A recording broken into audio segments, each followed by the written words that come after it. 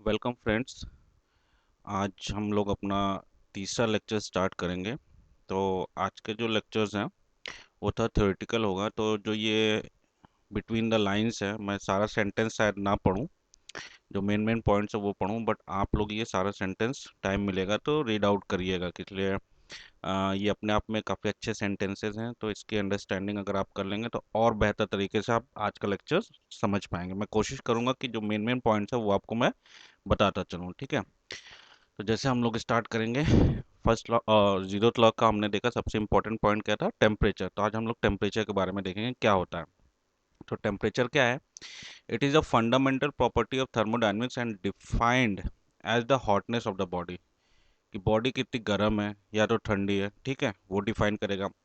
Temperature is SI based quantity related to our sense of hot और cold. एक sense बताता है, गर्म है, किसी को छूते हैं तो वो गर्म लगता है, ठंडा लगता है, तो उस चीज़ से वो रिलेट करता है।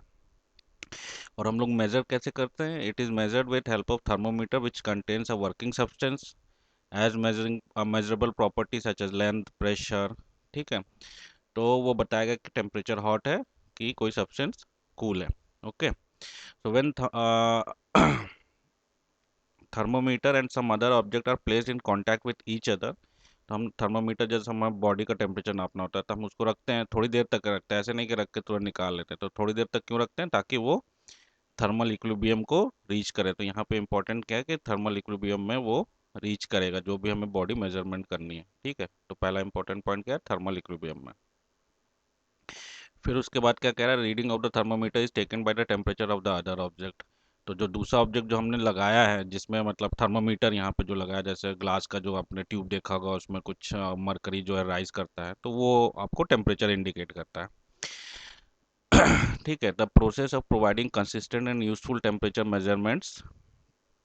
तो टेम्परेचर मेजरमेंट का जो कॉन्सेप्ट किससे आता है? That is zero law of thermodynamics. तो अभी बाद में हम लोग देखेंगे क्या कहता है, तो वो टेम्परेचर का कॉन्सेप्ट उससे आता है, ठीक है। फिर अब टेम्परेचर आपने देख लिया कि एक सेंस होता है हॉटनेस और कोल्डनेस का। तो अब कुछ उसको स्केल्स चाहिए होंगी, टेम्परेचर स्केल, जिससे हम लोग उसको मेजर कर सकें। तो temperature can not be measured in the same way as other fundamental quantities such as length. जैसे लेंथ को आप बता देते कि 1 मीटर इतना है, 2 मीटर इतना है, इक्वल डिस्टेंसेज हैं उसमें, कि आपका 0.1 सेंटीमीटर या 1 mm, या आपका देखें स्केल देखें तो 1 सेंटीमीटर इक्वल टू 10 mm है, तो आपका जो लीस्ट काउंट है उसका 1 mm है। तो वो सब आप देख सकते हैं, इक्वल इंटरवल्स रहते हैं, ठीक है। बट जो टेम्परेचर में है आप ये चीज़ नहीं कर सकते। भले ही आपको वो, जब आप उसमें स्केल में, जब आप थर्मोमीटर में आप मेज़र करते हैं तो बताते हैं 1 डिग्री सेंटीग्रेड है, वहाँ पे आपने ये 1 डिग्री 2 डिग्री इंटरवल्स दे रखे हैं, ठीक है। बट ये सेंटेंस पढ़ते हैं, जैसे इसमें क्या कह रहा है? The unit size of degree have been defined. Unit size आपने डिफाइन कर रखा है, एक यूनिट साइज 1 डिग्री है या 1 केल्विन, अलग अलग स्केल में। तो it can not subsequently label as unit interval and use to measure temperature in the same way as metre in the length. तो जैसे हम यहाँ पे आपने भले ही बोल रखा है 1 डिग्री इक्वल टू 1 सेंटीग्रेड या 1 केल्विन बोल रखा है, यूनिट डिग्री आपका उसका डिफाइन कर रखा है। बट जैसे आप लेंथ में आप मेजर करते चले जाते हैं कि उसका जो 1 mm है फुल टाइप थोड़ा सा और बड़ा होगा तो 2 mm हो जाएगा, 3 mm, इस तरह से आपका एडिटिव प्रॉपर्टी चले। तो वो एडिटिव प्रॉपर्टी आप इसमें टेम्परेचर में नहीं लगा सकते। That is an additive procedure cannot be used in temperature by which its value is determined from the number of unit intervals contained in it. Okay. फिर temperature value instead can be only determine by comparing to. तो temperature हम कैसे define कर सकते हैं? जब हम किसी दूसरे बॉडी के साथ कंपैरिजन करेंगे कि उसके रिस्पेक्ट में हम गर्म है या हमारी बॉडी उसके रिस्पेक्ट में ठंडी है, ठीक है। तो कंपैरिजन, तो one of which is reference, तो एक उसमें से रेफरेंस हो जाएगा, ठीक है। And by observing whether they are equal, तो एक रेफरेंस बॉडी हमने ले ली, उसका टेम्परेचर हमें पता है या जो भी मतलब उसकी क्वांटिटी वो हमें पता है, उसके रिस्पेक्ट में हम देखेंगे कि इसका हायर वैल्यू दे रहा है, लोअर वैल्यू दे रहा है या इक्वल दे रहा है, ठीक है, in accordance to zero law thermodynamics की वजह से। और दूसरा पॉइंट कि whether there is or not a heat flow, उनके बीच में हीट फ्लो हो रहा है, और उनका डायरेक्शन किधर है। To assign a numerical value to each temperature, one has to first order the measured temperature। तो आपने कई सारा बॉडी ले लिया, तो आप सबका देख रहे हैं कि कौन क्या गर्म है, तो इसलिए आपको एक ऑर्डर डिफाइन करना पड़ेगा ठीक है, अभी भी हम उसमें कोई न्यूमेरिकल वैल्यू असाइन नहीं कर सकते, जैसे 1 मीटर 2 मीटर या कोई न्यूमेरिकल वैल्यू 2 3 10। ठीक है, तो अभी एक ऑर्डर देख लेंगे। जो पहला बॉडी हम लोग ने मेजर किया, सपोज दैट हमने बोला T1 है, दूसरा बॉडी मेजर किया T2 है, T3 है, तो एक हम लोग ऑर्डर बताएंगे, ठीक है, इसका कि ये पहले आया था, ये दूसरा, ये तीसरा। Temperature is simply ordered manifold. ठीक है, तो by this procedure one can not yet assign a numerical value at different temperature but only give them a serial number and will be altered by arbitrary taking a new measurement. तो अभी भी हम उसको कोई numerical value नहीं दे सकते, fix value कि ये इतना है, ठीक है, कि 2 है 3 है। आप एक ऑर्डर बता देंगे कि हाँ ये 1 है, जो कि इससे ज़्यादा हॉटनेस पे है 2 से, और 3 जो है सबसे कम हॉटनेस पे है। तो एक ऑर्डर आपने बता दिया कि पहले 1 आया, फिर 2 आया, फिर 3। एक ऑर्डर डिफाइन कर, वैल्यू नहीं बताई कि उसमें कितना है, 40 डिग्री है, 50 डिग्री है, कि 60 डिग्री है, कितना डिग्री है। आपने बस ऑर्डर बता दिया कि ये उस बॉडी से ज़्यादा हॉटनेस है, हॉट है, ठीक है। Nor yet can say the value of T2 is, और इसी तरह से वो भी नहीं बता सकता कि T2 T1 के ज़्यादा क्लोज है कि T3 के ज़्यादा क्लोज है, इसलिए अभी हम लोग ने उसमें न्यूमेरिकल वैल्यू डिसाइन नहीं की है, ठीक है। तो इसी तरह से हम देख रहे हैं कि हम कोई न्यूमेरिकल वैल्यू अभी तक असाइन नहीं कर सकते, जैसे कि हम लोग लेंथ और दूसरे स्केल्स में फिजिकल क्वांटिटी को मेजर करने में कर सकते हैं, ठीक है। तो इसीलिए अब क्या करने पड़ेंगे हमें, क्या होगा, in otherwise the meter of absolute temperature space that is T must be supplied with another physical quantity P। तो इसीलिए हमें एक किसी और क्वांटिटी की हेल्प लेनी पड़ेगी, फिजिकल क्वांटिटी, जिसके रिस्पेक्ट में हम बताएंगे कि हमारा जो whose analytical relationship with temperature can be established and whose metric is known. जैसे कि आपको पता है कि जब आप थर्मामीटर लेते हैं, ठीक है, तो थर्मामीटर सपोज दैट जैसे आपने लिया थर्मामीटर, ठीक है, अब इसमें क्या आपने मरकरी भरा, और आपको पता है इसका जो आपने स्केल्स डिवाइड कर दी कि ये सब स्केल्स हैं, तो ये आपका क्या हो गया, लेंथ हो गया, ठीक है, ये लेंथ हो गया। और लेंथ आपको पता है क्या है, उसका मेट्रिक यूनिट्स आपको पता है कि लीस्ट काउंट इतना है और मैक्सिमम इतनी वैल्यूज है, तो उसका आपको सबको पता है। फिर आप देखेंगे कि ये जो इसके अंदर का जो भी लिक्विड या आपका क्या कहते हैं मरकरी भरा हुआ है, तो जब वो आपका एक्सपैंड करेगा, तो ये कितने लेंथ पे जा रहा है, जैसे इसकी 1 यूनिट अगर इसकी लेंथ इंक्रीज हो गई, तो हम बोल देंगे इसका ये टेम्परेचर। तो हम लोग क्या करें, टेम्परेचर को इनडायरेक्टली रिलेट किससे कर रहे हैं, लेंथ से। तो इस सेंटेंस का मतलब भी वही है जो यहाँ पे बोला गया है। फिर एक बार देखते हैं कि in other word the metric of absolute temperature space must be supplied by another physical quantity P। तो एक और हमें क्वांटिटी चाहिए होगी फिजिकल क्वांटिटी P, जिसका हमें मैट्रिक्स पता है, जैसे कि लेंथ, ठीक है, हुज एनालिटिकल, और हम लोग एक रिलेशनशिप निकालेंगे टेम्परेचर और उस एनालिटिकल क्वांटिटी का, जिसका हमें पता है। फिर हम लोग बताएंगे कि टेम्परेचर क्या है। We all have a feeling sense when a body is hot and cold. तो जब बॉडी गर्म है या कोल्ड है तो आपको पता चलता है, ठीक है, उसको छू के। तो इसी तरह से आप क्या देखेंगे कि हम लोग ने देख लिया कि ये टेम्परेचर को हम लोग डायरेक्टली मेजर नहीं कर सकते, बट हाँ एक किसी फिजिकल क्वांटिटी के साथ उसका रिलेशन देख के हम लोग उसको एक वैल्यू असाइन कर सकते हैं। तो अब वो वैल्यूज क्या क्या हो सकती हैं, तो these are 3 definition of temperature.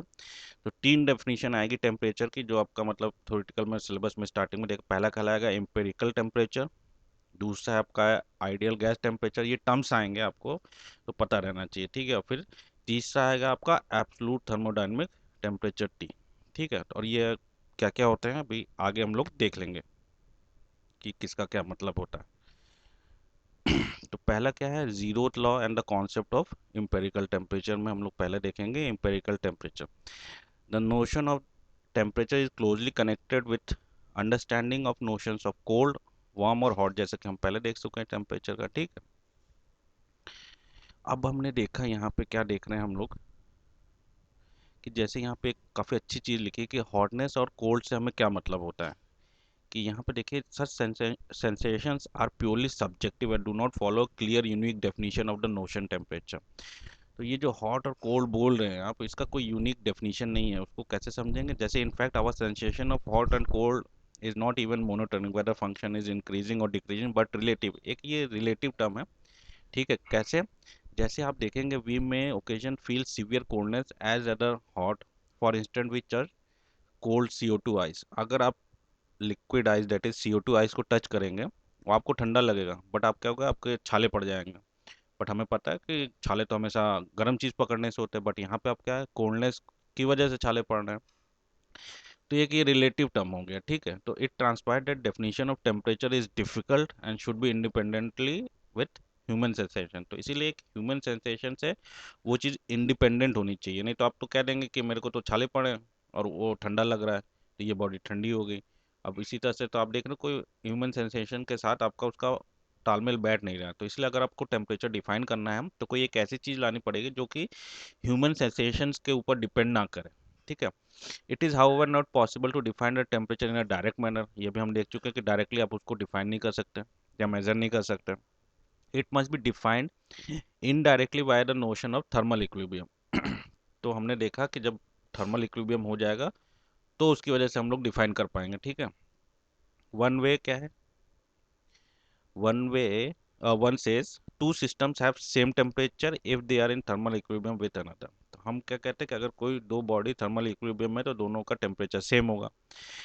This statement is so express that the temperature is only defined at equilibrium. तो टेम्परेचर कब डिफाइंड होगा? ये सेंटेंस जो हमने पहले पढ़ा हम कि कब टेम्परेचर डिफाइंड होगा, जब इक्विलिब्रियम में होगा। One can express this fact also in a reverse way, as long as the temperature और two system differ in from one another they can not be in common equilibrium. अगर temperature change हो रहा है दो system का तो हम लोग नहीं कह सकते कि वो इक्विलिब्रियम में। The reason for attaining the same temperature can't be explain by zero law of thermodynamics. ठीक है। बट ये हम देख रहे हैं कि थर्मल इक्विलिब्रियम जब होगा बॉडी में तो वो सेम टेम्परेचर पे रहेगा। ठीक है। बट ये जो एक्सप्लेनेशन है कि वो दो बॉडी जब थर्मल इक्विलिब्रियम में आएगा तो उनका टेम्परेचर सेम रहना चाहिए, तो इसका जो एक्सप्लेनेशन है वो कॉन्सेप्ट ऑफ एंट्रोपी से देते हैं और सेकेंड लॉ ऑफ थर्मोडायनेमिक्स की कि वो थर्मल इक्विलिब्रियम के केस में दोनों का टेम्परेचर सेम रहेगा। ठीक है। तो ये ध्यान रखिएगा। इसके ऊपर एक क्वेश्चन भी आया है, काफ़ी डाउटफुल क्वेश्चन है, तो वो हम लोग जब सेकेंड लॉ पढ़ेंगे तब फिर इस क्वेश्चन को मैं अच्छे से एक्सप्लेन करूंगा। तो द जीरो लॉ है थर्मोडायनेमिक्स शब्द introduce the concept of empirical temperature.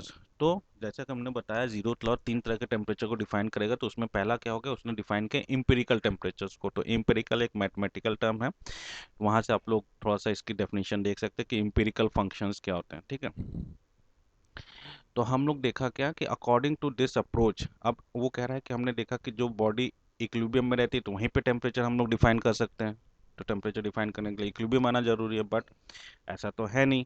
तो जैसे जो इक्विलिब्रियम में नहीं है तो उनका हम लोग कैसे बताएंगे, डिफाइन करेंगे temperature? There is another approach to define temperature and this approach is also applicable to non equilibrium. तो इसीलिए जो नॉन इक्विलिब्रियम बॉडीज़ हैं या जो नॉन इक्विलिब्रियम टेम्परेचर्स हैं उनको डिफाइन करने के लिए एक तरीका हम लोग देखेंगे जो कि इक्वली वैलिड रहेगा दोनों केस में, जब इक्विलिब्रियम रहेगा तब भी और जब नॉन इक्विलिब्रियम में है तो तब भी। ठीक है। नॉन इक्विलिब्रियम जैसे this approach is also applicable to non equilibrium. तो अकॉर्डिंग टू दिस अप्रोच क्या है, एम्पिरिकल टेम्परेचर देखेंगे इज एन फिजिकल क्वांटिटी। तो इसने क्या बोला कि जो एक एम्पिरिकल टेम्परेचर डिफाइन करेंगे वो एक फिजिकल क्वांटिटी के बराबर which allows the establishment of unique connection between value of this quantity and sensation of heat और ऑफ द सिस्टम। तो हम लोग ये एम्पेरिकल टेम्परेचर को क्या बोलेंगे कि एक फिजिकल क्वांटिटी हम लोग ने इसके डिफाइन कर ली है जो कि एक रिलेशन बताएगा आपका sensation of heat, that is कितना डिग्री ऑफ हॉट है या कोल्ड है। Of course, this correction must be unique. This implies that the functional relationship between empirical temperature must depend monotonically on the sensation of heat. तो एक sensation of heat के साथ ये monotonic function है, मतलब कंटिन्यूस डिक्रीज करेगा या continuous increase करेगा। जैसे यहाँ पे देखिए मोनोटोनिक फंक्शंस आप पढ़िएगा मैथमेटिक्स में जाके, थोड़ा सा मैथमेटिकल टर्म्स है वहाँ से थोड़ा सा और डिटेल ले लीजिएगा। ठीक है। तो यहाँ पे हमने देखा इस एक्सिस पे क्या है, आपका सेंसेशन ऑफ हीट है और इस एक्सिस पे आपका एम्पेरिकल टेम्परेचर है। तो वो आपका एक मोनोटोनिक फंक्शन है कि कंटिन्यूसली इसके साथ जैसे जैसे टेम्परेचर बढ़ रहा है या सेंसेशन ऑफ हीट जैसे जैसे बढ़ रहा है तो टेम्परेचर भी आपका बढ़ रहा है, और डिक्रीज हो रहा है तो उसी के रिस्पेक्ट में एक डिक्रीज हो रहा है। तो मोनोटोनिक फंक्शन हमने एक बना लिया एम्पेरिकल टेम्परेचर का। बट इसके पहले हम लोग ने देखा था कि ऐसा कुछ डायरेक्ट रिलेशन नहीं है, बट हम लोग ने यहाँ पे एम्पेरिकल टेम्परेचर्स को ऐसे डिफाइन किया ताकि सेंसेशन ऑफ हीट के साथ वो डायरेक्टली मोनोटोनिक फंक्शन दे। ठीक है।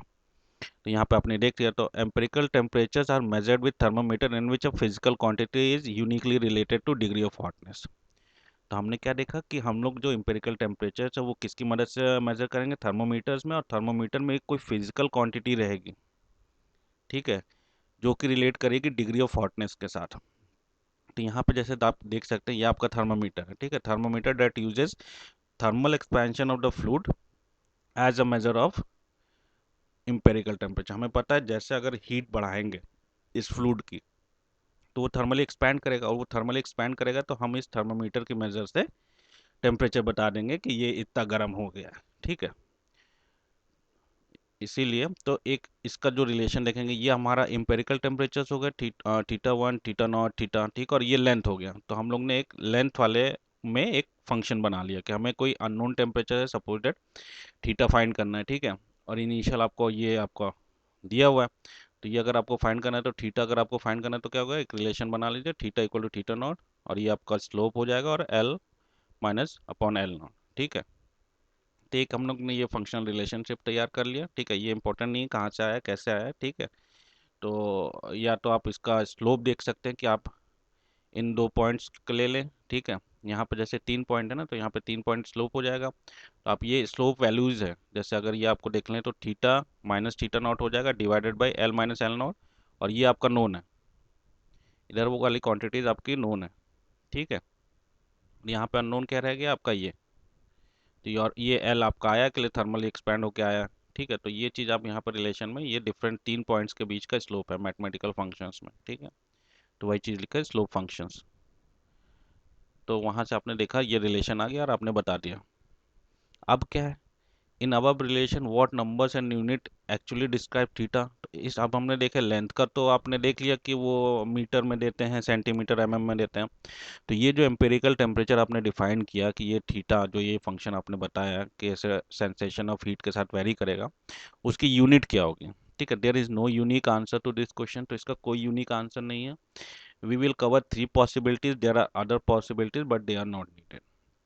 तो इस तरह से कई सारी पॉसिबिलिटी बन सकती है। आप कल अगर अच्छे साइंटिस्ट हैं तो अपना कोई नया स्केल आप अ, निकाल सकते हैं और उसको अपना नाम दे सकते हैं, जैसे केल्विन ने दिया। ठीक है, तो इसी तरह से मतलब इसका कोई एक प्रॉपर वो नहीं है कि मतलब फिक्स, ठीक है, रिलेशन। तो आप कोई भी अपना स्केल नया इजाद कर सकते हैं और उसको अपना नाम देके यहाँ पे बता, इसीलिए बोला जाता है टेम्परेचर आर आर्बिट्रली आर्बिट्री होते हैं। ठीक है, कोई भी आके उसको कुछ भी एक वैल्यू हम लोग असाइन कर लेते हैं। हम लोग ने देखा कि टेम्परेचर का कॉन्सेप्ट और लेंथ का कॉन्सेप्ट अलग है। ठीक है, तो इसीलिए हम लोग यहाँ पे क्या बोलेंगे, टेम्परेचर आर आर्बिट्रली डिफाइंड, मतलब अलग अलग। जैसे आपने देखा केल्विन आया तो सेल्सियस ने अलग डिफाइन किया, फिर आपका फ़ारेनहाइट में देखिए अलग है। तो इसीलिए देखिए ये तीनों तीनों अलग स्केल हैं बट दे रहे हैं टेम्परेचर ही, तो आर्बिट्री तो अलग अलग स्केल्स हैं। तो इसीलिए आप देखा तो तीन आपके इंपेरिकल टेम्परेचर स्केल्स क्या हो गए, केल्विन टेम्परेचर स्केल, ठीक है, तो temperature scale that has absolute zero for its zero point is called absolute temperature scale. और डिटेल में पढ़ेंगे ये केल्विन टेम्परेचर स्केल क्या होता है, बट कुछ इंपॉर्टेंट पॉइंट इसमें क्या है कि by international agreement the Kelvin scale is used as a standard of this type of basis in scientific measurement. और केल्विन स्केल में लोएस्ट पॉसिबल टेम्परेचर कितना जाता है, दैट इज जीरो, ये ध्यान रखें, this temperature is called absolute zero. और absolute zero पे there will be no molecular motion and there is no heat energy. ठीक है, at absolute zero all atomic and molecular motion stops, hence an absolute lowest possible temperature which is denoted by 0 Kelvin, 0 K लिखते हैं। और हम लोग इसको define कैसे करते हैं, in SI system temperature measured in kelvin scale. ध्यान रखिएगा एसआई स्केल में, एसआई सिस्टम जब आप फॉलो करेंगे तो उसमें टेम्परेचर को हमेशा केल्विन स्केल में लिया जाता है, और थर्मोडायनेमिक्स में मैक्सिमम आपको केल्विन स्केल में ही लेना है, which is based on the triple point of water. इसको डिफाइन करने के लिए बोला जाता है कि डिफाइन 1 केल्विन, तो 1 केल्विन को हम लोग डिफाइन करते हैं with the help of triple point of water. और ट्रिपल पॉइंट ऑफ वाटर क्या होता है, दैट इज 273.16, ध्यान रखिएगा, केल्विन। ठीक है, या तो 0.01 डिग्री सेल्सियस। ठीक है, तो other temperature can be defined. और जो दूसरे टेम्परेचर्स हैं, मतलब ये तो आपने देखने हैं उस स्केल पे क्या, ट्रिपल पॉइंट ऑफ वाटर ये है। और दूसरे आपको अगर निकालने हो टेम्परेचर्स तो आपको कांस्टेंट वॉल्यूम गैस थर्मोमीटर्स आप आगे पढ़ेंगे तो वहाँ से आप देख सकते हैं। ठीक है, तो यहाँ पे एक रिलेशन रहेगा कि आपको ट्रिपल पॉइंट पे प्रॉपर्टीज पता है, और आपको जिस जगह की प्रॉपर्टी आप चाहते हैं कि उस जगह पॉइंट पे आपको टेम्परेचर पता चल जाए, तो उस जगह पे क्या आपकी प्रॉपर्टी पता होगी, कोई भी जो भी प्रॉपर्टी थर्मोमेट्रिक प्रॉपर्टी होगी। और पीटीपी डिफाइंड होता है, ये फिक्स पॉइंट होता है, तो ये आपको पहले से डिफाइंड है, और जिस जगह पर चाहिए उस जगह के आप एक थर्मोमेट्रिक प्रॉपर्टी मेजर कर लीजिए और आप टेम्परेचर बता देंगे with help of this relation. Okay, फिर यहाँ से कुछ इंपॉर्टेंट पॉइंट कि Kelvin was able to use Kelvin second law of thermodynamics की हेल्प से, मदद से ये डिफाइन कर पाया था क्या, एब्सोल्यूट टेम्परेचर के लिए। यहाँ ध्यान रखिएगा कि टेम्परेचर का कॉन्सेप्ट जीरो लॉ से आता है, बट जब यहाँ एम्पेरिकल टेम्परेचर में उसने जब हम लोग डिफाइन किया एब्सोल्यूट टेम्परेचर स्केल, तो ये किसकी वजह से आता है, that is second law of thermodynamics में। जब केल्विन हम पढ़ेंगे सेकंड लॉ ऑफ थर्मोडायनेमिक्स तो वहाँ देखेंगे, तो सेकंड लॉ ऑफ थर्मोडायनेमिक्स की हेल्प से केल्विन ने डिफाइन कर पाया था, ठीक है। और हम लोग ने डेफिनेशन देख ली थी 1 केल्विन की क्या हो जाएगी, that is 1/273.16 of triple point of water. तो ट्रिपल पॉइंट ऑफ वाटर क्या है, 1 आपने लिखा क्या 273, ठीक है, 273 × 16, इसको आप मल्टीप्लाई कर देंगे किसका कह रहा है, of triple point of water. Triple point of water भी यही सेम है, तो इधर की वैल्यू और ये वैल्यू कट जाएगी और इक्वल टू क्या आ जाएगा आपका 1 केल्विन। तो दिस इज 1 केल्विन, आपने ऐसे डिफाइन कर लिया, ठीक है। 1 2 ये आता है आपका ऑब्जेक्टिव क्वेश्चन में, तो याद रखिएगा। SI unit of temperature scale में क्या है, use absolute temperature scale Kelvin scale, और थर्मोडायनेमिक्स में केल्विन स्केल यूज होता है। और अगला point, the size of 1 degree on Kelvin scale is same as that size of 1 degree on Celsius scale. तो सेल्सियस का 1 डिग्री या तो केल्विन का आप यूनिट डिग्री निकाले या केल्विन स्केल निकाले, दोनों का सेम आएगा जैसे, ठीक है। दैट इज द डिफरेंस और change in temperature is same on both scales. तो जैसे आपने देखा होगा, अगर आपको डिफरेंस निकालना हो दो बॉडी का, तो आप चाहे केल्विन केल्विन में रखें, जैसे 273 माइनस कुछ भी वैल्यू ले लें, 74 केल्विन को माइनस करेंगे और इसी टेम्परेचर्स को आप सेल्सियस में कन्वर्ट करिए पहले और फिर डिफरेंस निकालिए, तो वो जो वैल्यू मिलेगी आपको डिफरेंस की, वो दोनों में सेम होती है। तो इस लाइन का यही मतलब है कि the size of 1 degree of Kelvin scale is same as the size of 1 degree on Celsius scale, ठीक है। तो जो यूनिट आपका जो लीस्ट काउंट, उसको जो भी आप बोले, वो दोनों में आपका सेम रहेगा, ठीक है, डिग्री। आगे चलते हैं अब। सेल्सियस स्केल हो गया, आपको पता है सेल्सियस स्केल डिफाइंड 0 डिग्री पे आपको उसका फ्रीजिंग पॉइंट मिलता है, स्टीम पॉइंट मिलता है, ठीक है। कुछ इसी तरह से फ़ारेनहाइट डिफाइन किया उसने, और ये रिलेशन है वो आप देख लीजिएगा, थोड़ा इसको क्रॉस चेक भी कर लीजिएगा तीनों स्केल को, कि Kelvin scale equal to Fahrenheit, ठीक है, -32/1.8 प्लस 273 1.5। यहाँ से फ़ारेनहाइट स्केल बोला हो तो केल्विन निकाल सकते हैं, ठीक है, और सेल्सियस और केल्विन का तो आपको पता ही, ठीक है। अब आगे चलते हैं, जैसे यहाँ क्या with this definition we can say, तो ये point important, we can say that temperature scales are arbitrarily, ठीक है, and theta can be positive और नेगेटिव। तो थीटा पॉजिटिव भी हो सकता है, नेगेटिव हो सकता है, hence one can not assign precise molecular significance of theta. We will see later that thermodynamic temperature T has a clear molecular significance and namely it is proportional to average kinetic energy of the body of the molecules, ठीक है। But जब हम लोग देखा था ये तो T जो है वो क्या है आपका, T डिफाइन है आपका किससे, that is absolute temperature scale, ठीक है, दैट इज केल्विन स्केल। अगर जैसे आपको थोड़ा सा मैं पीछे ले जाता हूँ, यहाँ पर सिंबल्स का आपको उस समय ध्यान नहीं दिया होगा, यहाँ पे क्या तीन डिफाइंड है आपका, हाँ ये, तो आपने देखा ये thermodynamic temperature scale is defined by second law of thermodynamics, it can be shown that temperature T, ठीक है। तो यहाँ पे आप देखिए absolute temperature, thermodynamic temperature T से डिफाइंड है, ओके। और जो भी आइडियल वाला होगा उसे टी आइडियल बोलेंगे, और इम्पेरिकल थीटा से, तो ये टी आपका क्या हो गया, एब्सोल्यूट थर्मोडायनामिक टेम्परेचर, ठीक है, या तो आप इसे केल्विन स्केल भी बोल सकते हैं, ठीक है। तो ये जो होता है ये आपका सिग्निफिकेंस होता है, कि ये चेंज नहीं होता आपका, ठीक है, कि जीरो से स्टार्ट है, बाकी नेगेटिव हो सकते हैं, पॉजिटिव हो सकते हैं, जो कि आप इसमें बोल रहा है। लाइन फिर से पढ़ते हैं हम लोग कि टेम्परेचर स्केल्स क्या होता है, आर्बिट्री होता है, रैंडमली टेकन। तो थीटा कैन भी पॉजिटिव भी हो सकता है, नेगेटिव भी हो सकता है, तो कुछ उसका मॉलिकुलर सिग्निफिकेंस थीटा को नहीं दे पाएंगे। बट जब हम लोग देखते हैं कि जब हम थर्मोडायनामिक टेम्परेचर T डिफाइन करते हैं, तो वहाँ पे molecular significance in the sense, जैसे हमें पता है कि 0 डिग्री पे जब आप केल्विन पे बात करेंगे तो वो सारे जो है उसकी एनर्जी क्या हो जाएगी, जीरो हो जाएगी। तो ये चीज़ इसके कह रहा है, तो इसलिए इसको अलग रखिएगा, ठीक है। बाकी आपको आर्बिट्रली डिफाइन है, तो फ़ारेनहाइट अलग अलग साइंटिस्ट आए थे, उन्होंने अपना अलग अलग टेम्परेचर स्केल दिया, इसलिए आर्बिट्रली है, आर्बिट्ररी रैंडमली टेकन है। कोई भी वैल्यू लेते हैं उसको बता देते हैं ये 0 डिग्री है, इसको हम 0 से डिनोट कर रहे हैं, ठीक है, इसको हम 100 से डिनोट कर रहे हैं, ठीक है। फिर the empirical temperature T naught have the significance directly because there is no negative kinetic energy, ठीक है। तो हमें पता है कुछ नेगेटिव काइनेटिक एनर्जी करके कुछ भी वैल्यू नहीं होती, तो इसी तरह एम्पेरिकल टेम्परेचर्स को हम लोग सिग्निफिकेंस डायरेक्टली उसका कोई significance, however it can have indirect connection to kinetic energy once relation of theta और टी। और रिलेशनशिप मतलब इंपेरिकल टेम्परेचर थीटा और ये जो एब्सोल्यूट टेम्परेचर है आपका उसके बीच में अगर कोई रिलेशन निकला है तो हम लोग कुछ एक कनेक्शन आपको बता सकते हैं। ठीक है, अगला हम लोग देखेंगे आप क्या डिफाइन करेंगे, that is zero law of thermodynamics. तो दो बॉडी है, ठीक है, आपका ए है, बी है और सी है। सी आपका क्या कहलाएगा, अभी मैं लिख देता हूँ, बट थर्मोमीटर, ठीक है, थर्मोमीटर। तो यहाँ पे देखिए एडियाबैटिक बाउंड्री है। एडियाबैटिक बाउंड्री मतलब क्या हो जाएगा, जहाँ पे कोई आपका हीट ट्रांसफर नहीं होता है, ठीक है, ध्यान रखिएगा। और डायथर्मिक बाउंड्री क्या हो जाएगी, जहाँ पे आपका हीट का ट्रांसफर हो सकता है। तो आप फर्स्ट क्या, आपने एक बॉडी ली, आपने ए के कांटेक्ट में रखा, ठीक है, तो हीट ट्रांसफर होगा, थर्मली इक्विलिब्रियम होगा, ठीक है।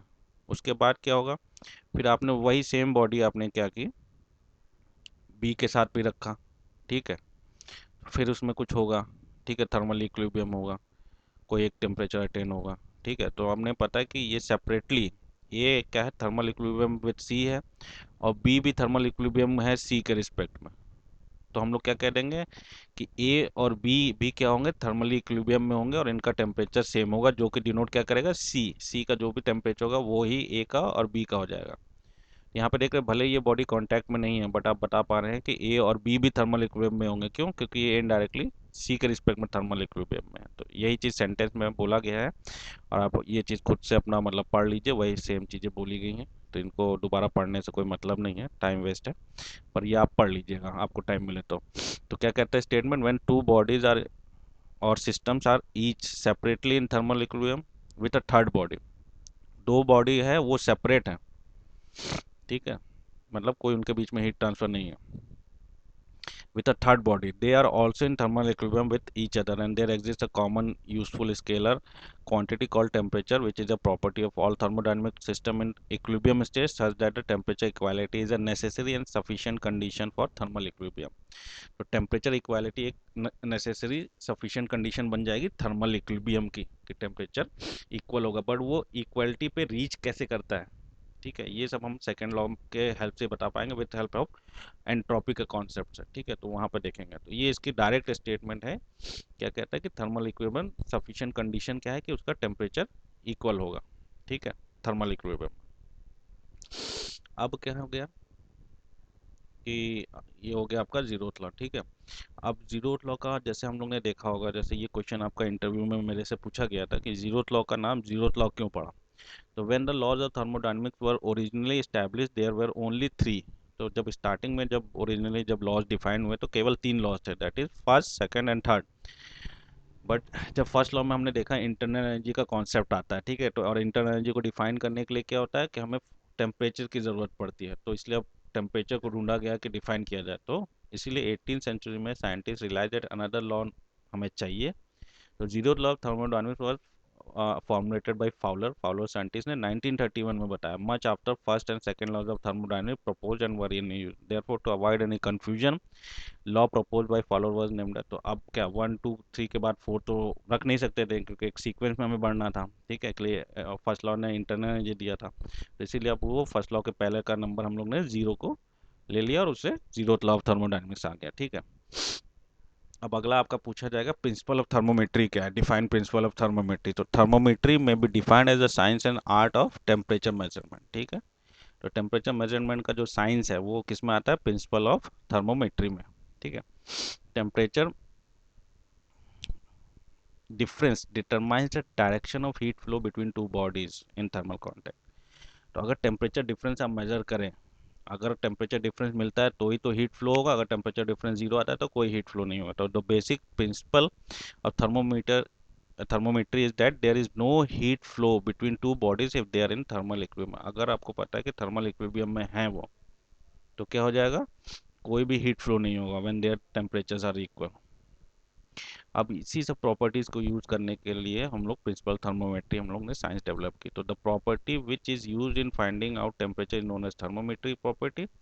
जिस प्रॉपर्टी की मदद से हम लोग टेम्परेचर फाइंड आउट करेंगे उसे थर्मोमेट्रिक प्रॉपर्टी कहेंगे। और reference body which is used in determination of temperature is called thermometer. और जो एक रेफरेंस बॉडी होगी उसे हम लोग क्या कहेंगे, थर्मोमीटर। ठीक है, आगे बढ़ते हैं। ठीक है, अब हमने देख लिया कि हमें एक रेफरेंस बॉडी चाहिए या कुछ रेफरेंस पॉइंट चाहिए जो जिसकी वैल्यूज आपको पता हो, उसके रिस्पेक्ट में अदर वैल्यूज को हम निकाल सके। तो zero law of thermodynamics give the concept of temperature. ये ऑब्जेक्टिव क्वेश्चन के आंसर मतलब पूछे जाते हैं। तो जीरो लॉ मतलब टेम्परेचर का, based on zero law of thermodynamics the temperature of group of bodies can be compared by bringing a particular body thermo in contact in turn. अब जैसे दो लोग हैं, दोनों का टेम्परेचर मैं जानना हूँ, ठीक है, तो हम क्या करेंगे, एक बॉडी में टेम्परेचर मतलब थर्मामीटर लगाएंगे, टेम्परेचर नोट डाउन करेंगे, फिर उसका जो स्केल है वो आपको जीरो या मतलब नॉर्मल जो भी आपका रूम टेम्परेचर उस पर लाएंगे, फिर आप दूसरे बॉडी में लगाएंगे, फिर उसको मेजर करेंगे, फिर टेम्परेचर बताएंगे। ठीक है, तो इसी हिसाब से एक लीनियर स्केल हम लोग देख लेते हैं, दैट इज एक एम्पिरिकल स्केल, जो कि फंक्शन ऑफ आपका जो भी थर्मल एक्सपेंशन है जो भी हो जाएगा थीटा एक्स टू, और उसको थीटा एक्स वन और थीटा एक्स वन और एक्स टू, तो ये आपको एक्स वन एक्स टू ये प्रॉपर्टी आपको पता है। और जहाँ पे अननोन प्रॉपर्टी आपको निकालने को बोलेगा तो वहाँ पे आप ये निकाल सकते हैं। ठीक है, तो एक two temperature on a linear X scale to each other as a ratio of current surrounding X. तो ये हम लोग और डिटेल में देखेंगे कि ये कैसे आता है। तो एक आपको पता है, एक अननोन मतलब एक थर्मोमेट्रिक प्रॉपर्टी लेंगे हम लोग, जैसे कि यहाँ पे क्या है, एक्स क्या है, थर्मोमेट्रिक प्रॉपर्टी है।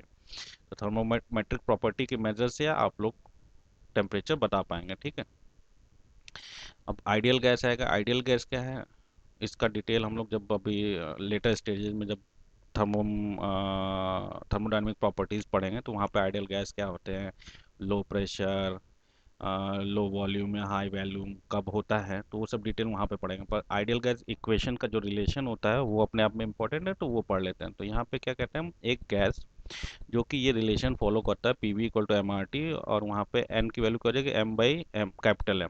तो एन क्या है, नंबर ऑफ मोल्स, एम क्या है, मास है, और कैपिटल एम क्या है, मॉलिक्यूलर वेट है, और आर यहाँ पे क्या हो जाएगा, characteristic gas constant. Characteristic gas constant इसलिए बोलते हैं कि अलग डिफरेंट गैसेस का डिफरेंट वैल्यूज आएगी। ठीक है, बट हम इसी इक्वेशन को कैसे लिख सकते हैं, नंबर ऑफ मोल्स के रिस्पेक्ट में क्या हो जाएगा, एन इंटू कैपिटल एम। और एन इंटू जब हम कैपिटल एम करते हैं, number moles into molecular mass, तो वो एक कांस्टेंट वैल्यू देता है। ठीक है, और सॉरी, एन इंटू एम नहीं, molecular mass into characteristic gas constant, M into R, that is R bar, तो वो होता है यूनिवर्सल गैस कांस्टेंट, और उसकी वैल्यू क्या होती है, 8.314 किलो जूल पर केजी मोल पर केल्विन। ये सबके लिए सेम रहती है, तो ये वैल्यू और इसकी यूनिट ध्यान रखिएगा।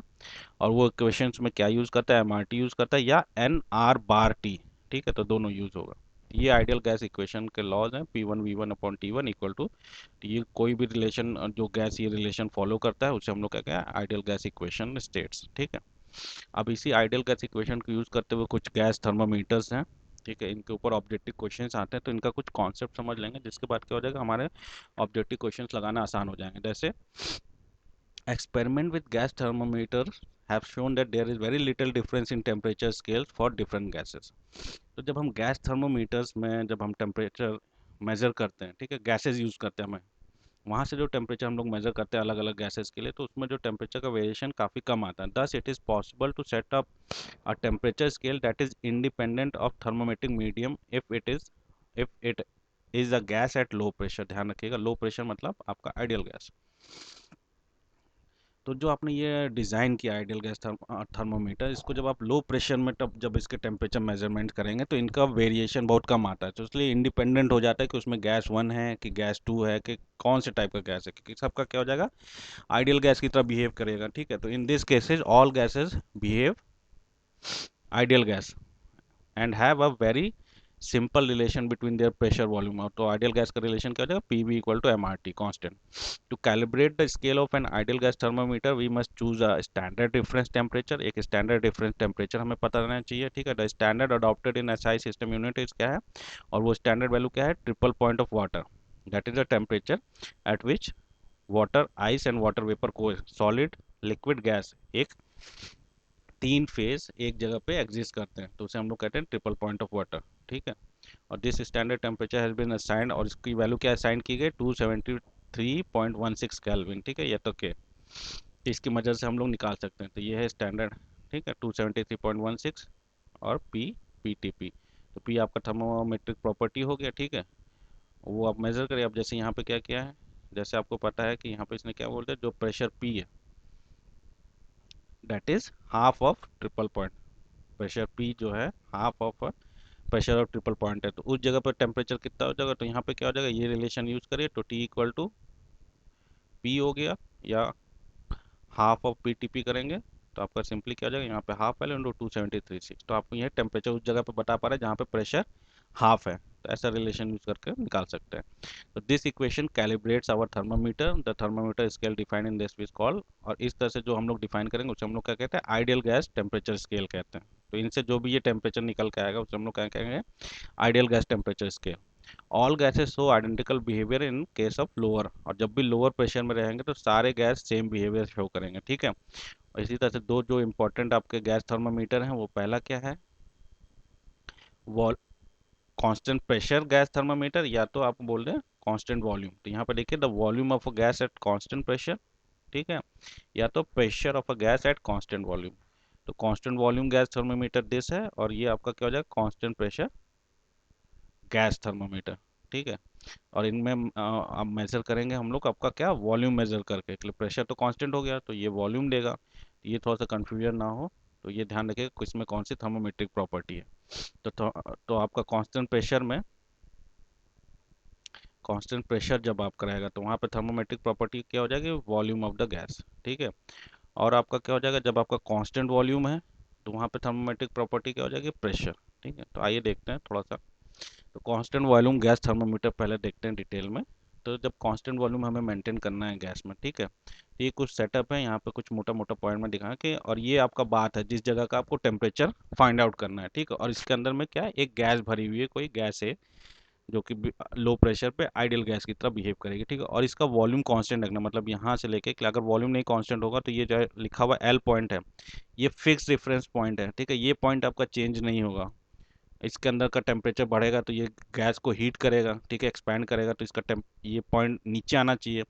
बट ये पॉइंट हम लोग फिक्स कैसे रख पाएंगे, with help of this flexible tubing. ये आपका लेंथ, यहाँ पे आप ये चेंज करेंगे इसकी हाइट, तो इसकी हाइट आप जब चेंज करेंगे तो ये पॉइंट क्या हो जाएगा, जब ये एटमॉस्फेरिक प्रेशर विथ लेंथ आप देखेंगे, जब ये एच हाइट है, तो ये आप जब चेंज करेंगे तो ये अपने आप इस जगह पे सेट हो जाएगा। जब ये जीरो, आपको पता है ये हमेशा यहीं पे रहना चाहिए, तो इस पॉइंट को फिक्स रखते हुए आपका वॉल्यूम कांस्टेंट रख पाएंगे यहाँ पे, ठीक है।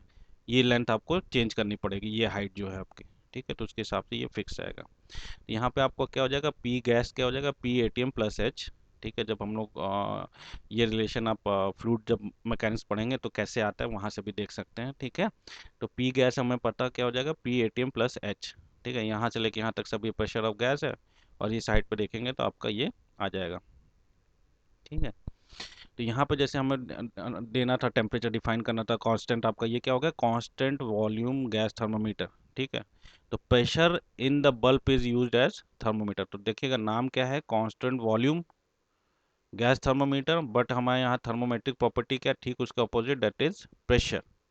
Pressure in the bulb is use known as thermometric property, okay. यहाँ पे जैसे हमें रिलेशन अगर देना हो तो क्या हो जाएगा, that is delta T equal to क्या हो जाएगा, आइडियल गैस रिलेशन यूज करते हुए वी बाई आर, और डेल्टा पी। तो वी कांस्टेंट है, आर कांस्टेंट है उस गैस के लिए, तो क्या हो जाएगा, डायरेक्टली प्रोपोर्शन क्या हो जाएगा, प्रेशर इंक्रीज के, the height of mercury column would indicate the pressure of the gas, knowing the pressure we could find the temperature substance, ठीक है। तो ये हो गया आपका कांस्टेंट वॉल्यूम गैस थर्मोमीटर, ठीक है।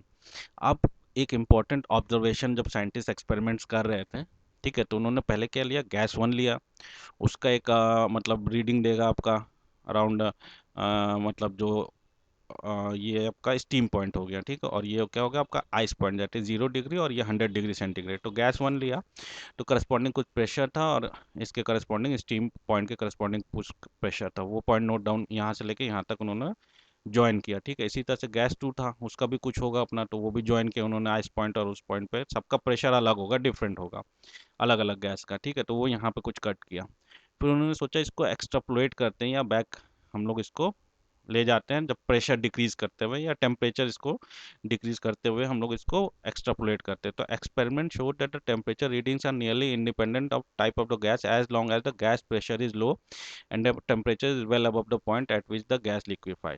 और गैस लिक्विफाई नहीं होना चाहिए, ध्यान रखना चाहिए कि ध्यान रखना हमें कि जब आप इसको एक्सट्रापोलेट करें टेम्परेचर आपको रिड्यूस करें तो इन सब का गैस का जो लिक्विफिकेशन टेम्परेचर है वो काफ़ी लोअर रहना चाहिए। मतलब आपको जब इसको एक्सट्रापोलेट करें तो वो गैस फॉर्म में ही रहना चाहिए, क्लेम तो आइडियल गैस इक्वेशन। तो हम लोग ये क्या देख रहे हैं कि if you extend the curves shown in the figure towards negative temperatures की तरफ, अगर सेल्सियस स्केल में काम करें तो हम नेगेटिव टेम्परेचर्स में जा रहे हैं।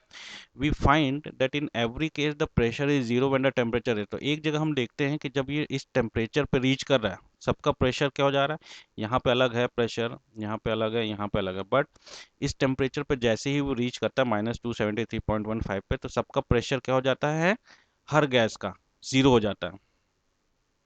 तो this significant temperature is used as a basis of absolute temperature scale which set -273 point at 0 point। इसलिए हमें एक फिक्स पॉइंट पता चल गया कि जहाँ पे क्या है सबका प्रेशर की वैल्यू क्या है, जीरो आ रही है, बट ये तो सेल्सियस है नेगेटिव में है तो हमें कोई स्टार्टिंग पॉइंट देना था, इसीलिए केल्विन स्केल ने इस पॉइंट को ढूंढा। ठीक है, this temperature is often related to at absolute zero, इसीलिए इसको एब्सोल्यूट जीरो भी बोल सकते हैं। एब्सोल्यूट जीरो को define is obtain by subtracting 273.16 Kelvin from temperature of triple point that is 0.01 degree centigrade. ठीक है, तो उसमें से आप जब माइनस करेंगे तो आपका क्या हो जाएगा, आप 0.01 पे हैं, यहाँ पे कहीं पे 0.01 पे रहेगा, उसमें से 273.16 केल्विन आप माइनस कर देंगे तो आपको क्या मिल जाएगा, डेट इज 273.15। ठीक है, तो ये मिल गया आपका एब्सोलूट जीरो। ठीक है, इसी तरह से कांस्टेंट प्रेशर गैस थर्मामीटर में क्या हो जाएगा, आपका प्रेशर कांस्टेंट है।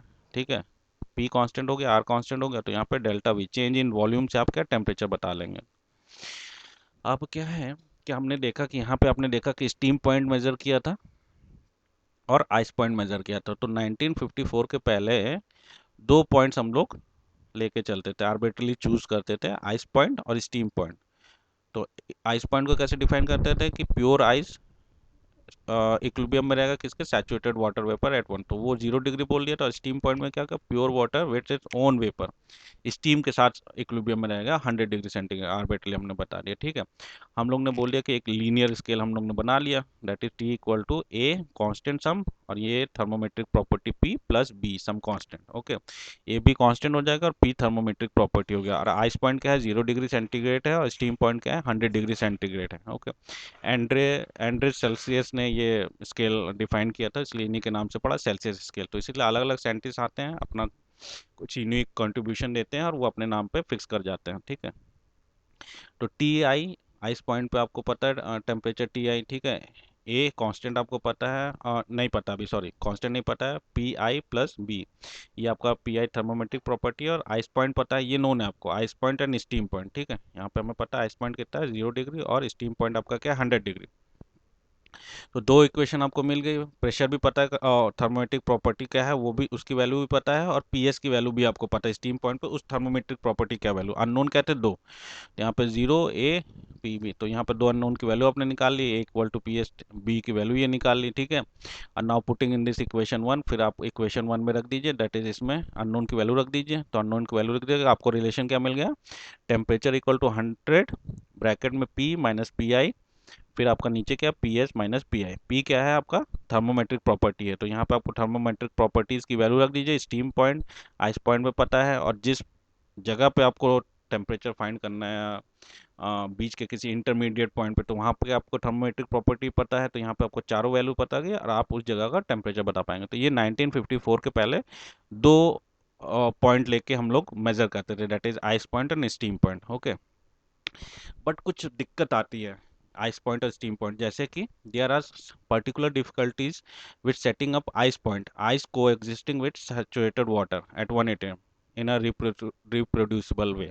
वन प्रॉब्लम क्या है, पहला प्रॉब्लम क्या है, आइस क्या है, मेल्ट कर जाती है और सराउंड क्या कर itself with pure water, insulating it from the water saturated water vapour. तो जब उसका अराउंड वो वाटर वाटर फॉर्म कर लेगी प्योर वाटर, तो क्या एक इंसुलेशन बना लेगी, तो हमें पता है, बट हमें क्या था कि वाटर वेपर वाटर सैचुरेटेड और सैचुरेटेड एयर के साथ क्या है आपका इक्विलिब्रियम में रहना चाहिए। ठीक है, water ice coexisting with water saturated air. ठीक है, सैचुरेटेड एयर के साथ आइस जो है क्या आपका एक इक्विलिब्रियम में मेंटेन है एट 1 एटीएम। पर यहाँ पे पता है क्या, आपने आइस के जैसे ये आपका आइस हो गया, ठीक है, यहाँ पे आपका जो एयर है, ठीक है, तो उसके साथ ये इक्विलिब्रियम में है, ठीक है, वहाँ पे आपने 1 एटीएम प्रेशर नोट डाउन करके लिखा था। बट होगा क्या, जब आप इसको सॉलिड आइस लेंगे, ठीक है, तो धीरे क्या थोड़ा टाइम के साथ क्या होगा, थोड़ा सा आइस मेल्ट करेगी और इस पे क्या हो जाएगा, चारों तरफ आपका एक प्योर वाटर का एक इंसुलेशन बन जाएगा, जो कि इस एयर को इसके साथ कांटेक्ट करने नहीं देगा, तो एक इंसुलेशन तैयार हो जाता है। तो वो मेजरमेंट क्या हो जाएगा, 1 एटीएम वो आ नहीं पाएगा ढंग से, तो वो तो प्रेशर वेरी कर जाएगा। ठीक है, तो इसकी वजह से ये प्रॉब्लम आती है कि आइस पॉइंट की वैल्यू, तो hence when the temperature of ice point is measured with gas thermometer there is a significant variation in the values of P. तो इसीलिए क्या है, जब प्रेशर की वैल्यू जब आप मेजर करोगे गैस थर्मोमीटर से आइस पॉइंट पे, तो कुछ चेंज देगा। ठीक है, इसी तरह से आपका स्टीम के साथ होगा। तो इसीलिए आप क्या करते हैं कि जब आप इसमें देखोगे, पहला हमने क्या बोला, 1954 के पहले क्या होगा, आइस पॉइंट और स्टीम पॉइंट था। तो यहाँ पे जब आप इसको एक्सट्रापोलेट करेंगे पीछे, तो कुछ आपको कुछ एरर्स आएंगे। जैसे आपने ये देखा कि ये आइस पॉइंट मेजरमेंट में आपको कुछ अनसर्टेनिटीज मिलेंगे। ठीक है, एग्जैक्ट जो होना चाहिए वो नहीं मिलेगा, कुछ ऊपर या कुछ ये कुछ एरर्स मिलेंगे। तो जिसकी वजह से रीडिंग क्या होगा कि 273 आपको एग्जैक्टली आपको मिलना चाहिए था 0.15, बट आपको क्या हो जाएगा, कुछ वेरी मिलेगा। ठीक है, 15 मिलना चाहिए था, बट ये अनसर्टेन है वैल्यू, तो इसीलिए 273 के आसपास कुछ प्लस में या कुछ नेगेटिव में आपको वो वैल्यू एरर्स मिलेंगे। ठीक है, एग्जैक्टली वही वैल्यू नहीं मिलेंगे, क्योंकि हम स्टीम पॉइंट और सॉरी आइस पॉइंट मेजर नहीं कर पाए हैं इन प्रॉब्लम्स की वजह से, जो कि यहाँ पे आपका डिटेल में डिस्कस है। ठीक है, तो इसीलिए साइंटिस्ट ने सोचा कि कोई एक ऐसा स्टेट ढूंढा जाए जो कि इजीली रिप्रोड्यूस कर सके और वो एकदम फिक्स हो, चेंज ना हो विथ मतलब आपका वो इक्विलिब्रियम में है कि नहीं है, सॉलिड आइस वो सब मेल्टिंग की प्रॉब्लम नहीं है, तो कुछ ऐसा एक पॉइंट ढूंढा जाए। तो उन्होंने जब ढूंढा या जब रिसर्च की, तो उन्हें पता चला कि एक ट्रिपल पॉइंट ऑफ वाटर एक ऐसा पॉइंट है जो कि फिक्स रहता है और आप उसको बार बार रिप्रोड्यूस कर सकते हैं, चेंज नहीं होता। तो इजीली रिप्रोड्यूसिबल स्टेट क्या होते हैं, triple point of water, that is 0.01। ठीक है, तो सिंगल फिक्स्ड पॉइंट स्केल हम लोग इसको कहते हैं। तो वहां पे जब आप इसको एक्सट्रापोलेट करेंगे, तो वहां पे आप देख सकते हैं क्या, ये कहाँ एग्जैक्टली जाके आपका रिप्रोड्यूस होता है, दैट इज ये जब आप एक्सट्रापोलेट करेंगे तो -273.15 पे, और इसके बीच की दूरी कितनी रहती है, आप पहले एक सेंटेंस बोला गया था कि एब्सोल्यूट जीरो कैसे डिफाइन करेंगे, दैट इज 273.16 माइनस कर दीजिए कहाँ से, triple point water that is 0.01 से, तो आपको क्या मिल जाएगा, -273.15। तो ये वही है, तो यहाँ से आप डायग्राम से भी देख सकते हैं। ठीक है, तो अब पता चला कि एक हमें जो सिंगल पॉइंट मिलता है that is triple point of water, उससे अगर हम लोग मेजर करें तो वो ज़्यादा एक्यूरेट है, मोस्ट एक्यूरेट है rather than steam point ice point. तो इसलिए आइस पॉइंट और स्टीम पॉइंट को डिसरिगार्ड कर दिया गया। ठीक है, और नया पॉइंट क्या ढूंढा गया, that is single fix point scale, that is triple point of water. इसीलिए ये ऑब्जेक्टिव क्वेश्चन में आता है, the temperature of triple point water which is an easily reproducible state is now the standard fix point of thermometry. इसीलिए अब हम लोग को टेम्परेचर मेजरमेंट अगर करना रहता है तो हम किसकी मदद लेते हैं, ट्रिपल पॉइंट वाटर की। ठीक है, चलिए आगे। फिर हम लोग ने देख लिया यहाँ पे फिक्स टेम्परेचर आ गया क्या, that is triple point of water. अब अगला क्या है, the absolute thermodynamic temperature scale is a fix point temperature scale. अब डिफाइंड होगा एब्सोलूट थर्मोडायनेमिक टेम्परेचर स्केल क्या चीज़ है। ठीक है, the establishment of numerical absolute temperature requires a arbitrarily assigned of numerical value of temperature of only a single fixed reproducible point। तो एक अगर हमें सिंगल फिक्स कोई पॉइंट मिल जाए रिप्रोड्यूसिबल, जो कि चेंज ना हो, बार बार रिप्रोड्यूस कर सके हम लोग, ठीक है, जो भी प्रेशर और टेम्परेचर डिफाइन करके, तो वो क्या हो जाएगा, because 0 degree kelvin is in effect a second natural fix temperature point. तो एक पॉइंट तो आपको क्या मिल जाए कि देखिए, जब भी आप कोई ग्राफ लेते हैं, ठीक है, तो किसी एक पॉइंट से आप नंबर ऑफ लाइंस कर सकते हैं। ठीक है, बट अगर हम बोले कि यहाँ पर 2 पॉइंट में फिक्स कर दूं, ठीक है, एक पॉइंट आपका ये हो गया, एक पॉइंट ये हो गया, तो आप एक ही लाइन यहाँ से जाएगी। इसीलिए एक पॉइंट आपका उसने क्या डिफाइन किया, सिंगल पॉइंट फिक्स कर दिया आपका, ट्रिपल पॉइंट हो गया। ठीक है, सिंगल फिक्स रेफरेंस पॉइंट, और दूसरा आपका ऑटोमेटिकली क्या रहता है 0 डिग्री केल्विन, जो कि आपको फिक्स है, आपको पता है, ठीक है। तो the single fix reference point and ideal gas temperature scale क्या है, triple point temperature of pure water हो जाता है, सिंगल रेफरेंस पॉइंट, ठीक है। जहाँ पे क्या होता है, there is one and only one temperature, ठीक है, एक ही temperature at which solid water that is ice, liquid water और गैस कोएग्जिस्ट करते हैं, ठीक है। The triple point temperature of water is fixed by nature of water and there is no way it can be altered by changes in temperature and pressure. तो आप उसका अगर कुछ टेम्परेचर और प्रेशर चेंज भी हो जाता है सिस्टम का, ठीक है, आपका सराउंडिंग का कुछ प्रेशर या चेंज, वो आपको फिक्स है कि आपको उसी टेम्परेचर पे मिलेगा। The temperature of triple point water assign arbitrarily, और उसको हम लोग 273.16 एग्जैक्टली फॉर क्यों डिफाइन करते हैं, इसको यही वैल्यू क्यों दी 273 point exactly for water triple point, because was chosen for the triple point in order to preserve a close numerical agreement as possible with earlier versions of absolute temperature scale। जो भी ये constant volume gas thermometer और आपका constant pressure gas thermometer, जितने भी ये absolute temperature scales हुए, उनके साथ क्लोज रिलेशनशिप हो, ठीक है, मतलब डिफर ना करे एक दूसरे के साथ, तो दैट इज 273.16, मतलब आप उसमें सेल्सियस यूज करें, ठीक है, तो आप देखते हैं 1 डिग्री ऑफ सेल्सियस क्या बराबर होता है, 1 डिग्री केल्विन के लिए। तो उसी लिए आपको एग्जैक्टली ये 273.16 डिफाइन किया गया कि ट्रिपल पॉइंट वाटर को हम लोग 273.16 डिफाइन करेंगे, ठीक है, ताकि ये न्यूमेरिकल एग्रीमेंट में रहे हमारे डिफरेंट टेम्परेचर स्केल्स के साथ, एब्सोल्यूट टेम्परेचर स्केल के साथ। तो विलियम थॉमसन साइंटिस्ट हैं जो कि बाद में लॉर्ड केल्विन नाम से जाने गए, इन्होंने थर्मोडायनामिक टेम्परेचर स्केल इजाद किया, ठीक है, और बताया कि ये इंडिपेंडेंट होता है मेजरिंग मटेरियल, ठीक है, तो उसके अंदर कौन सा गैस है या कौन सा मेजरिंग मटेरियल यूज़ किया, उससे इंडिपेंडेंट हो जाता है ये स्केल। और इन्होंने क्या बोला कि Kelvin temperature represent the same temperature interval as that as Celsius scale. तो ये हम लोग पहले भी देख चुके हैं कि केल्विन टेम्परेचर का सेम टेम्परेचर रिप्रेजेंट करेगा इंटरवल, ठीक है, मतलब difference as those are Celsius scale obtain by adding 273.16 Celsius temperature, ठीक है। यहाँ पे इन्होंने रिलेशन क्या किया, degree centigrade equal to K minus 273.16, इन्होंने बोल दिया कि इतना ऐड करने के बाद आपको डिफरेंस या सेंटीग्रेड स्केल को कन्वर्ट करना हो। यहाँ पे देखिए कहीं पे 1.5 भी लिखा है, दोनों करेक्ट होता है, ठीक है। तो पर जब एब्सोल्यूट टेम्परेचर स्केल जब लॉर्ड केल्विन ने डिफाइन किया, तो उन्होंने बोला कि इस स्केल से हम लोग 273, हमने जैसे बोला कि ये आर्बिट्रली डिफाइंड होता है, ओके, कोई ये नहीं कह सकता कि मेरा सही है तुम्हारा गलत है, ठीक है। तो बुक्स में आपको दोनों मिलेगा, तो कंफ्यूज मत होइएगा, ठीक है, पर मेनली ज़्यादातर बुक्स में हम लोग 1.5 लेके क्वेश्चन सॉल्व करते हैं, तो उसको वही रखिएगा। बट यहाँ पे एक क्वेश्चन आया था ऑब्जेक्टिव क्वेश्चन, वो डिस्कस करने के लिए मैंने ये पॉइंट रखा है कि जब लॉर्ड केल्विन आके उन्होंने जब डिफाइन किया था, तो उन्होंने ऐसे बोला था इस कि degree centigrade equal to Kelvin minus 273.16, ठीक है।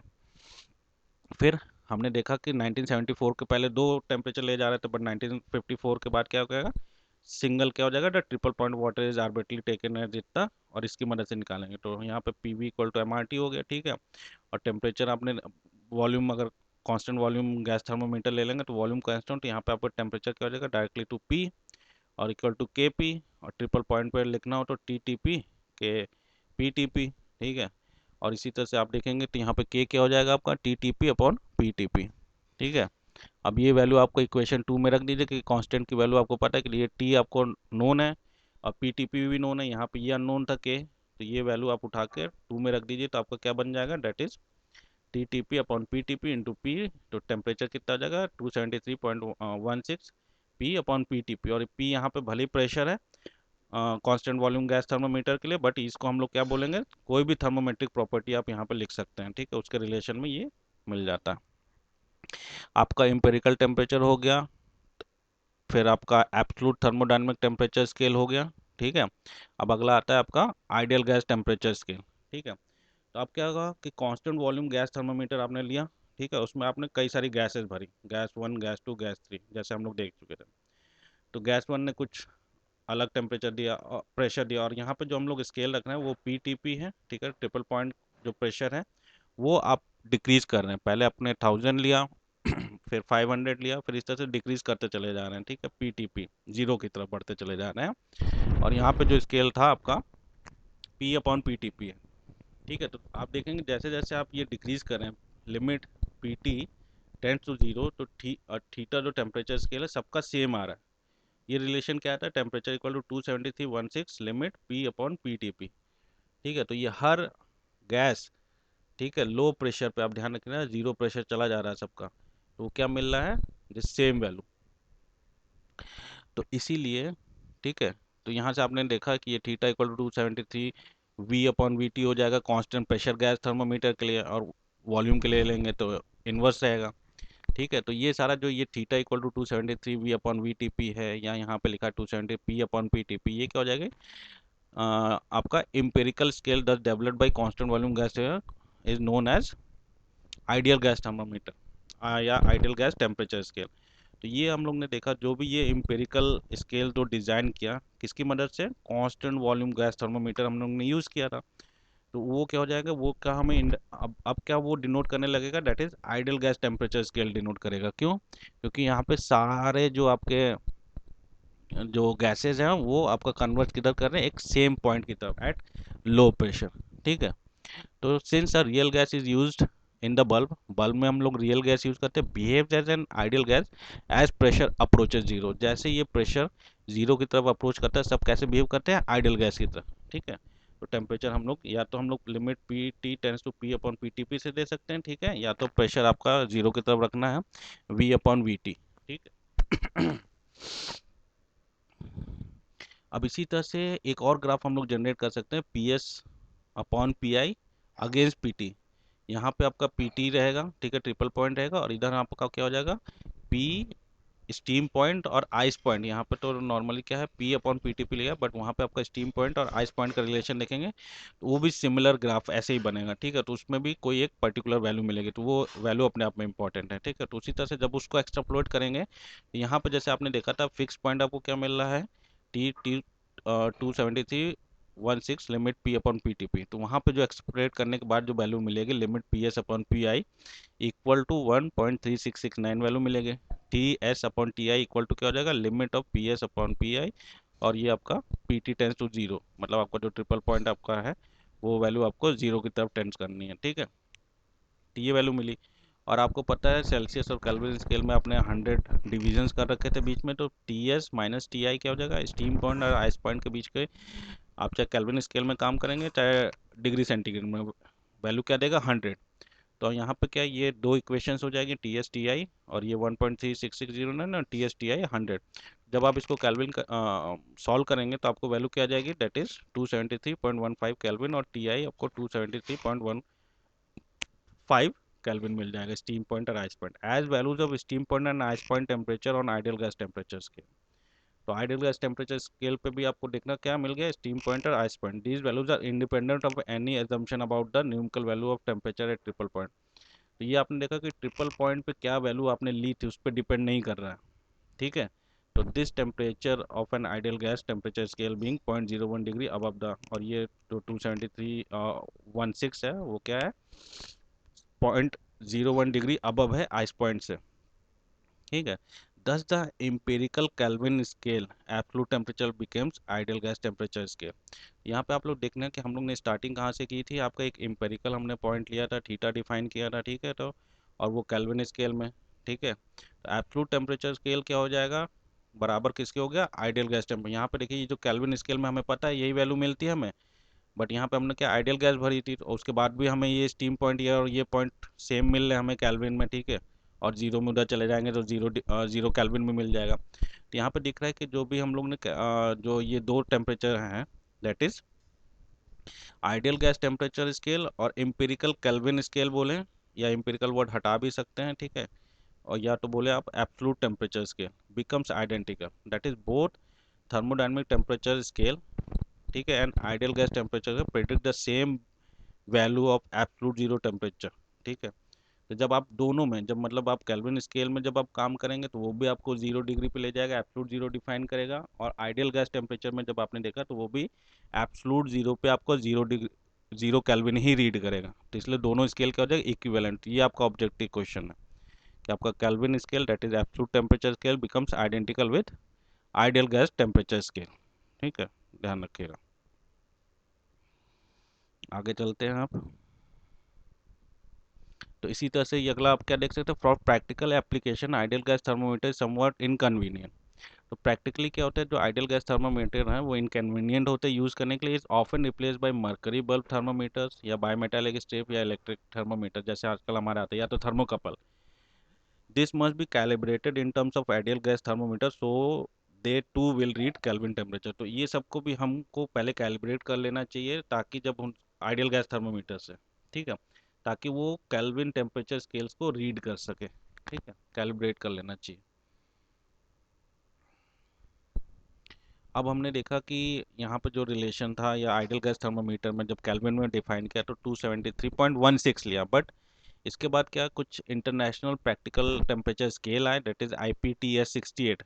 ये स्केल का 1927 में है, to overcome the practical difficulties in direct realization of temperature by gas thermometry. तो नॉर्मली गैस मिलता नहीं है या लीक कर जा सकती है टूटने पे, तो गैस के साथ मेजरमेंट काफ़ी डिफिकल्ट हो जाता है। तो उस चीज़ों को ओवरकम करने के लिए उन्होंने एक और प्रैक्टिकल टेम्परेचर स्केल दिया, ठीक है, एक्यूरेटली मेजर करने के लिए। और उस टेम्परेचर स्केल में कैसे डिफाइन किया, that is T68 equal to capital T68 minus 273.15 Kelvin. ठीक, और यहाँ T68 क्या डिनोट करता है, डिग्री सेल्सियस, और कैपिटल T68 क्या डिनोट करेगा, कैल्विन स्केल। तो यहाँ पे कैल्विन ध्यान रखिएगा, ये भी कैल्विन में, ये कैल्विन में, तो सेम डायमेंशन ही माइनस हो सकती है। ठीक है, और वो बराबर किसको हो जाएगा, आपको सेल्सियस स्केल में डिफाइन कर सकता है। सो बोथ इक्वेशन 1 और 2 are followed in books by different order. तो अलग अलग रिलेशन यूज होता है, ठीक है, ध्यान रखिएगा। तो एक क्वेश्चन आया था परफेक्ट वैक्यूम पे एब्सोल्यूट जीरो टेम्परेचर क्या होगा। तो द परफेक्ट वैक्यूम किसे कहेंगे, द एवरेज काइनेटिक मॉलिक्यूल हमें पता है वो किसके बराबर, जो काइनेटिक एनर्जी प्रोपोर्शनल किसके होते हैं, थर्मोडायनेमिक टेम्परेचर के। अगर टेम्परेचर का ज़्यादा है तो उसकी काइनेटिक एनर्जी भी ज़्यादा रहेगी। ठीक है, तो perfect vacuum which contains no molecules would form the primarily standard for absolute zero pressure. ठीक है, एक जीरो प्रेशर पे हमें परफेक्टली वैक्यूम मिलेगा। अब perfect vacuum can not B obtained by any known means, और किसी भी मीन से हम लोग परफेक्ट वैक्यूम क्रिएट नहीं कर सकते हैं, ठीक है, रियल में, एकदम रियल में, but can closely approach to certain application, but उसके क्लोज जा सकते हैं। परफेक्ट वैक्यूम कभी अचीव नहीं कर सकते, थ्योरेटिकली हम लोग मान के चलते हैं, ठीक है, कि परफेक्ट वैक्यूम में प्रेशर जीरो है और ये सारा चीज़ हम लोग कर सकते हैं थ्योरेटिकली, बट रियल वर्ल्ड में परफेक्ट वैक्यूम अचीव करना थोड़ा इम्पॉसिबल टास्क है। द जीरो केल्विन और absolute zero itself is other fixed point on absolute scale of temperature. It correspond to temperature where volume and pressure of the gas become zero. तो एक absolute zero value पे क्या हो जाएगा, आपका जो temp the volume और pressure of the gas क्या हो जाएगा उस समय पे जीरो अकॉर्डिंगली। तो यहाँ पे हम लोग देख सकते हैं जीरो केल्विन हमने पता है एब्सोल्यूट जीरो है, और एब्सोल्यूट जीरो पे हम लोग ने डिफाइन किया था कि सारा चीज़ आपका जीरो रहता है, और वहाँ पे या तो -273.15 सेल्सियस और -273 1.6 डिग्री सेंटीग्रेड। ठीक है, तो ध्यान रखिएगा स्टीम पॉइंट से, स्टीम पॉइंट क्या है, +273 +273.16 केल्विन है, ध्यान रखिएगा यहाँ पे। ठीक है, इस वैल्यू से कंफ्यूज मत रहिएगा, वो प्लस का 273.16 केल्विन है या तो 0.01 डिग्री सेंटीग्रेड। बट यहाँ पे क्वेश्चन आया था कि आपका एब्सोल्यूट जीरो किस टेम्परेचर पे मिलेगा। ठीक है, तो वहाँ पे ये वैल्यू आपकी मेंशन थी, दैट इज 273.16। तो अलग अलग बुक ने दोनों ही आपको आंसर दिए, दैट इज 273.15 या -270.16। ये आपने देख लिया था कि कहाँ से आया दोनों। ठीक है, तो जो इंटरनेशनल प्रैक्टिकल टेम्परेचर स्केल आया तो उन्होंने इस हिसाब से डिफाइन किया था, और जब आइडियल गैस आया था तो 1.6 के हिसाब से है। ठीक है, तो ये केवल उसी के रिस्पेक्ट में मैंने थ्योरी डाली हुई है। बाकी इसका अगर आपको कुछ और जस्टिफिकेशन मिल जाता है, ये नॉर्मली बुक से है, इनका रेफरेंस आप देख सकते हैं, that is international practical temperature scale. और बुक्स में आप ये दोनों, जब आप उसको एब्सोल्यूट जीरो फाइंड करेंगे कि एब्सोल्यूट जीरो क्या है आपका, तो आपको दोनों मिलेगा, दैट इज 273.15 और 273.16। अब फिर अगला आ जाता है कि टाइप्स ऑफ थर्मोमीटर क्या है। जैसे पहले आपका आएगा थर्मोकपल, तो थर्मोकपल आपका क्या आएगा, एक हॉट जंक्शन होगा, एक आपका कोल्ड जंक्शन होगा। ठीक है, और उसमें आपका पोटेंशियल डिफरेंट आप मेजर करके अपना टेम्परेचर दे सकते हैं। एक रिलेशन आपका कुछ एम्पेरिकल रिलेशन रहेगा। ठीक है, इसी तरह से आपका इलेक्ट्रिकल रेजिस्टेंस थर्मोमीटर होगा, वहाँ पे क्या होगा, change in resistance of metal wire होगा, वो हमारे क्या हो जाएगा, थर्मोमेट्रिक प्रॉपर्टी हो जाएगी। ठीक है, रेजिस्टेंस चेंज होगा उसकी हेल्प से दे सकते हैं। ठीक है, इनका अ, एक रिलेशन होगा। ठीक है, वहाँ से हम लोग टेम्परेचर देंगे। इसी तरह से कुछ एक टेबल है जो कि आपका ऑब्जेक्टिव क्वेश्चन में आता है। तो ध्यान रखेंगे जो भी ये टेम्परेचर मेजरमेंट है, अलग अलग डिवाइसेस हैं, इसमें जो जो लीस्ट एरर आती है वो गैस थर्मोमीटर्स में आती है। The smallest variation is however observe among the gas thermometer, that is why a gas is chosen as standard thermometer substance. इसीलिए स्टैंडर्ड थर्मोमीटर का गैस को चूज करता है, नहीं बाकी सब में क्या होगा, कुछ ना कुछ आपको थोड़ा सा वेरिएशन मिलेगा।